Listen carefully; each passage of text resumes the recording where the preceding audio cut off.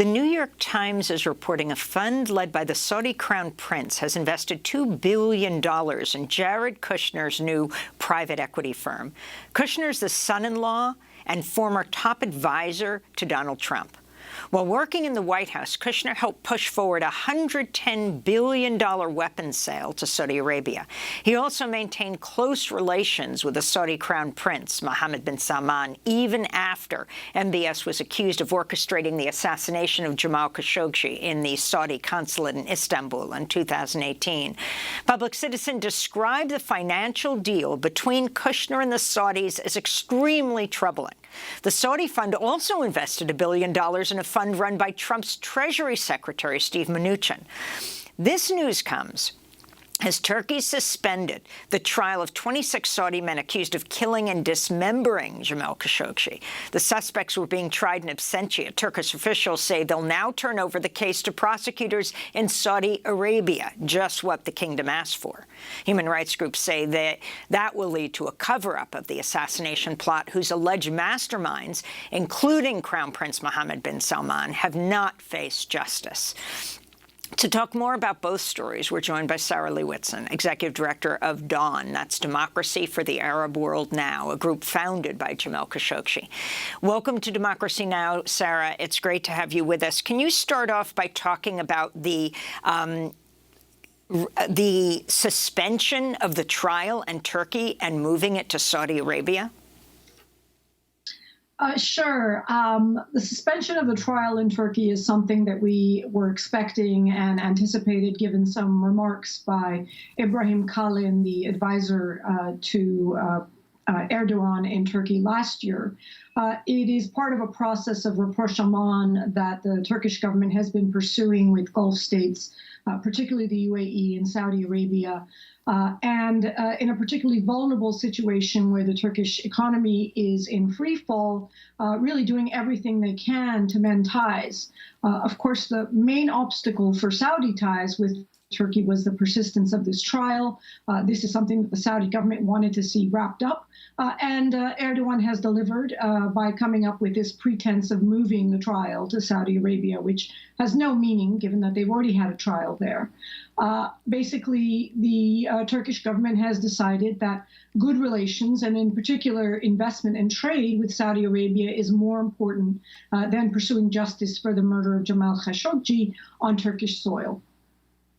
And explain who these people are, by the way, and also the context that this is all happening in. I mean, clearly, Mohammed bin Salman, who's been accused by U.S. authorities of personally masterminding this murder, according to the U.S. intelligence agencies. The context of this happening during Russia's war in Ukraine. Well, I don't know if it really pertains to Russia's war in Ukraine. As I said, the Turkish government made official statements last year talking about possibly ending the trial or moving the trial, although nothing happened. I believe this has been a process that has been underway since that time, with the Turkish government trying to find the quietest way to move that trial. Possibly the Ukraine conflict is a massive global distraction, so there's less attention on Turkey's abandonment of the trial in Turkey than there might otherwise be. But the really important development was President Erdogan's travel to the UAE to secure further investments. He was supposed to visit Riyadh in February at the same time. That didn't happen because the trial was still outstanding. Late last year, the UAE injected massive amounts of cash into Turkey's failing economy and committed to massive investments going forward. The UAE is really just saving the Turkish economy, has saved the Turkish economy.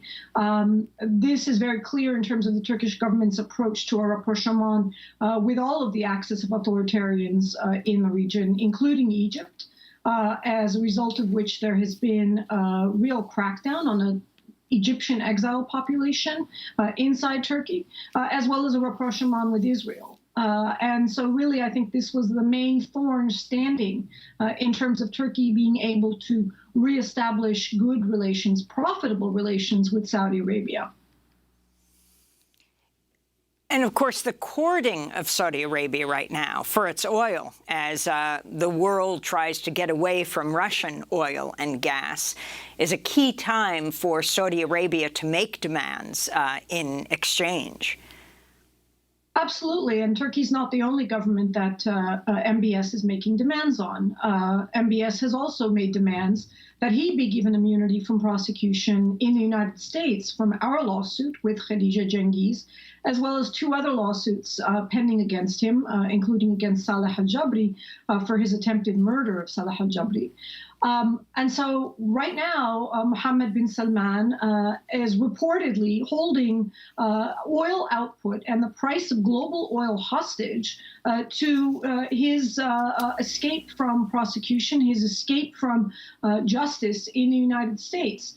It's really a terrifying example of the export of authoritarianism to our country, where he has no problem asking for an intervention in our judicial system in order to swap increased oil output. And it is not easy for the Biden administration to deal with what is increased leverage by the Saudi government because of the crisis in oil output and oil prices right now. I wanted to also ask you about the New York Times piece, top story published Monday, that describes how a fund led by the Saudi Crown Prince has invested $2 billion in Jared Kushner, his new private equity firm, despite objections from the fund's advisors about the merits of the deal. And they weren't only objections. They talked about the inexperience of the affinity fund management, the bulk of the investment and risk. They said due diligence on the fledgling firm's operations found them unsatisfactory in all aspects. So the advisors said no, and then when the whole Saudi sovereign fund met, MBS overruled them. Can you talk about the significance of giving $2 billion to the president's senior advisor, former president Donald Trump, and son-in-law, as well as $1 billion to Steven Mnuchin? I would say it exposes the corruption and lack of accountability in both the American system and the Saudi system.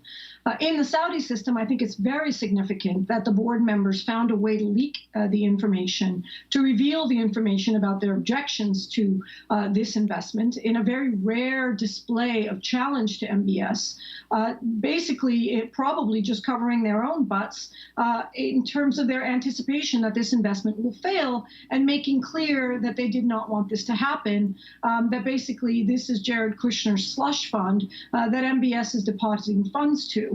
In what must be probably the most expensive payoff for covering up the murder of Jamal Khashoggi here in the United States. And the evidence of the cover-up was openly discussed by none other than President Trump. We all know that Jared Kushner had very close ties to MBS, and indeed leaked the names of Saudis who had been in meetings with U.S. government officials, endangering them and preceding the murder of Jamal Khashoggi. So this is something that Jared Kushner has been involved in for a while. In terms of our own country, it's really just appalling that there could be such a massive payoff for a former government official by a foreign government whose interests Kushner was very, very handily representing here when he was in the United States. It speaks to a glaring lack of conflict of interest rules that should prohibit business dealings by former government officials, services, employment by former government officials to foreign governments after their work. It just creates a massive conflict of interest.